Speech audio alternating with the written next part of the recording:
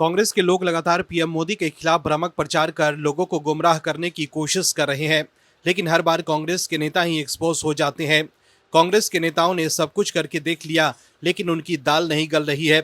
Middle east में बिगड़ते हालातों को लेकर कांग्रेस के नेता लगातार मोदी सरकार पर निशाना साध रहे हैं, विदेश नीति को फेल बता रहे हैं, लेकिन इस बार भी वो एक्सपोज हो गए हैं। दर्शकों, तुष्टीकरण के चक्कर में कांग्रेस और विपक्ष के लोग ये चाहते हैं कि मोदी सरकार खुलकर ईरान का साथ दे और इजराइल और अमेरिका से युद्ध कर ले, जबकि इजराइल हमेशा खुलकर भारत का साथ देता है। लेकिन अब ईरान ने बड़ा खुलासा कर विपक्ष की बोलती बंद कर दी है। क्या है खबर, बताते हैं आपको इस रिपोर्ट में। दर्शकों, विपक्ष के जो नेता भारत की विदेश नीति को फेल बता रहे थे और ये कह रहे थे कि भारत ने ईरान का साथ नहीं दिया, इसलिए देश एलपीजी संकट का सामना कर रहा है, उन्हें करारा जवाब मिल गया है। मोदी सरकार ने बता दिया है कि इसे कहते हैं दमदार कूटनीति।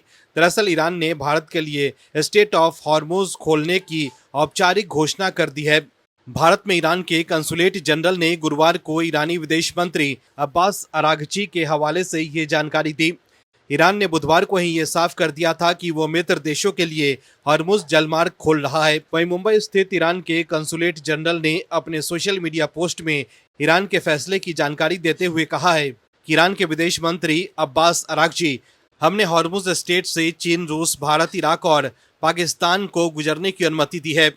वहीं ईरान की ओर से इस घोषणा के बाद संयुक्त राष्ट्र के महासचिव एंटोनियो गुटेरेस ने भी हॉर्मुज स्टेट खोलने के आह्वान किया है।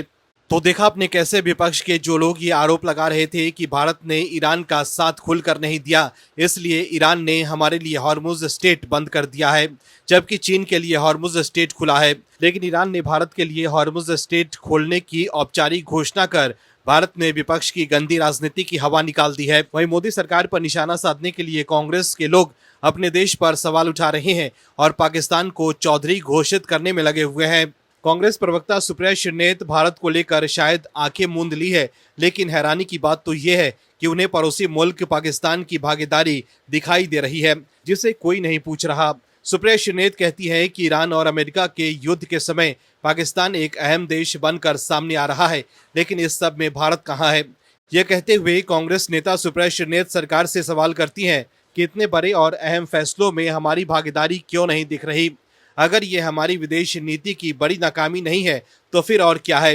दर्शकों, पाकिस्तान के प्रधानमंत्री शहबाज शरीफ ने कहा है कि वो ईरान और अमेरिका इजराइल युद्ध को खत्म कराने में मदद करना चाहते हैं। इसी को लेकर कांग्रेस के लोग सरकार पर निशाना साध रहे हैं।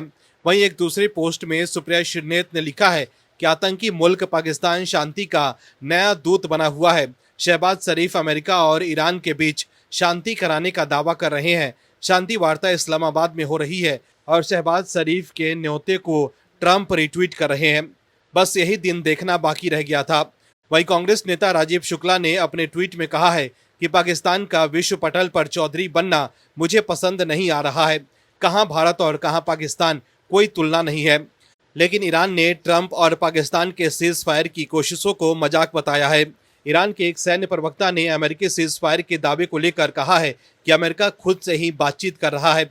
ईरानी सेना के खातम अल अनबिया सेंट्रल हेडक्वार्टर के प्रवक्ता लेफ्टिनेंट कर्नल इब्राहिम जुल्फघरी ने ये बयान सरकारी टीवी पर प्रसारित एक रिकॉर्डेड वीडियो में दिया। उन्होंने अमेरिका से कहा है कि अपनी हार को समझौते का नाम मत दीजिए।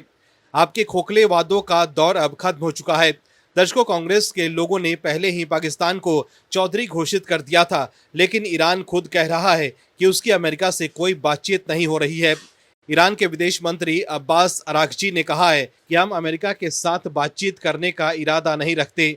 बुधवार देर रात ईरान के सरकारी टीवी को दिए एक इंटरव्यू में विदेश मंत्री अब्बास अरागची ने यह भी कहा है कि अमेरिका के साथ कोई बातचीत नहीं हुई है। उन्होंने कहा कि अब तक दुश्मन के साथ कोई बातचीत नहीं हुई है और हम किसी भी तरह की बातचीत की योजना भी नहीं बना रहे हैं। तो देखा आपने कैसे ईरान के मामले पर भी कांग्रेस बैकफुट पर आ गई है। Bureau report, OMH news. आप दर्शकों से विनम्र निवेदन है कि चैनल को सब्सक्राइब जरूर करें।